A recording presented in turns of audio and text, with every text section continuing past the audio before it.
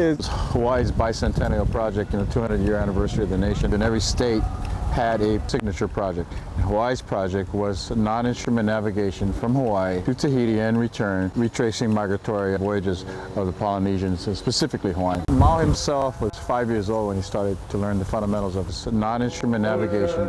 He was 6 when he went to sea, I believe, and then he was 16 when he took his own trip. He soloed as a navigator himself. To be honest, in the very beginning when he met us, he said we're all too old and things. We were in our 20s and such, but we were too old. He said, send me your children. Most of us knew that we couldn't absorb all of that information, and so we tried to take parts of them. I kind of focused on the wind and ocean swells. So in ocean swells, when it's coming through deep water, right, it's just big, flat ocean swells. But as it starts getting closer to the land, it starts bending in a way like this. The swell starts bending into the land, and they can read that. They can see that. They can see the change.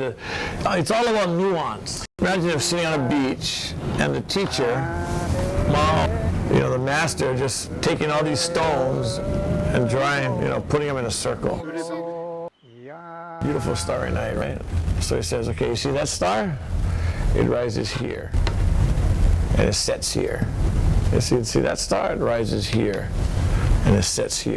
The need to find the navigator was crucial when we didn't even know it. We are very lucky and grateful to the Peace Corps. And I don't see it by chance. I think it was just part of the larger journey that had to take place that took Mike McCoy and took him to Satawal, to the island where Mau was born and raised, to the island where his grandfather taught him navigation, to make that connection.